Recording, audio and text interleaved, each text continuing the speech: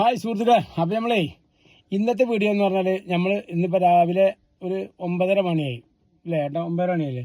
അപ്പം ഇന്ന് നമ്മൾ നേരെ പോണത് ഏട്ടൻ്റെ നമ്മളെ തോട്ടത്തേക്കാണ്, ചെറുപ്പശ്ശേരി കൈലാട് തോട്ടത്തേക്ക്. അപ്പോൾ പോകുന്ന വഴിക്കുള്ള കാഴ്ചകളും സംഭവങ്ങളും നമുക്കത് കണ്ടുപോകാം. ഇന്നത്തെ വീഡിയോ ചെറിയൊരു വീഡിയോ ആണ്, അതുള്ളൂ. അപ്പോൾ എല്ലാവരും സഹകരിക്കുക, നമ്മൾ സബ്സ്ക്രൈബ് ചെയ്യുക, ഫോളോ ചെയ്യുക, നമുക്ക് സപ്പോർട്ട് ചെയ്യാം. ഓക്കെ. അങ്ങനെ സുഹൃത്തുക്കളെ, പോരുന്ന വഴിക്കുന്ന നമ്മളെ വട്ടത്തൂര് കനകില്ലാത്ത റൂട്ടിന് നമ്മൾ സ്ഥിരം ഒരു മാങ്ങാമൂച്ചുണ്ട്. അതിൻ്റെ അവിടെ നിന്ന് വീണ്ടും ഇഷ്ടംപോലെ മാങ്ങ കിട്ടി. അങ്ങനെ അതും പാക്കാക്കി യാത്ര തുടരുകയാണ്.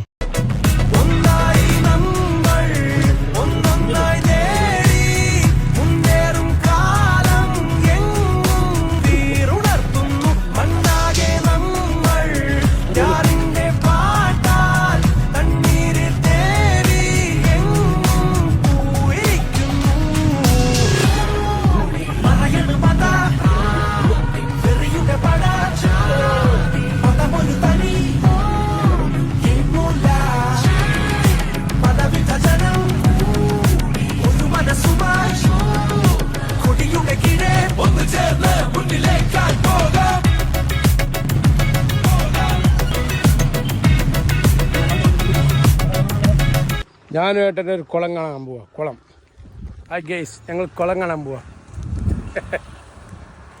കുളം കാണട്ടെ, എങ്ങനെ ഉണ്ടോ അവിടെ, വെള്ളം ഉണ്ടോ അവിടെ.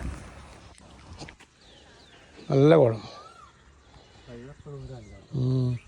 സംഗതി കുളമൊന്നും കുഴപ്പമില്ല. നമ്മളെ ചെറുപ്പശ്ശേരിയിൽ നിന്ന് നേരെ ചളവറ വൈക്കൊണ്ട് ഇറങ്ങുമ്പോൾ റൈറ്റ് സൈഡിൽ ആ പാടത്തിന് ചാരിയിട്ടൊരു കുളമുണ്ട്. നല്ല കുളമാണ്. കുളമൊക്കെ വലിയ കുളമാണ്. പക്ഷെ കണ്ടില്ലേ, കുറേ ചില സാമൂഹ്യ ദ്രോഹികൾ വൈകുന്നേരമായ ഈ സൈഡിൽ ഈ ഭാഗത്തൊക്കെ മദ്യപിക്കാൻ വരുന്നില്ലാണ് എനിക്ക് മനസ്സിലാവുന്നത്. എന്നിട്ട് അവരുടെ ക്ലാസ്സും വെള്ളവും ടച്ചിങ്സും ഒക്കെ ഈ കുളത്തേക്കാണ്. ഈ കുളത്തിൽ എത്ര ആളുകൾ ഈ കുളത്തെ ആശ്രയിച്ച് കുളിക്കാൻ വരുന്നു, തിരുമ്പാൻ വരുന്നു.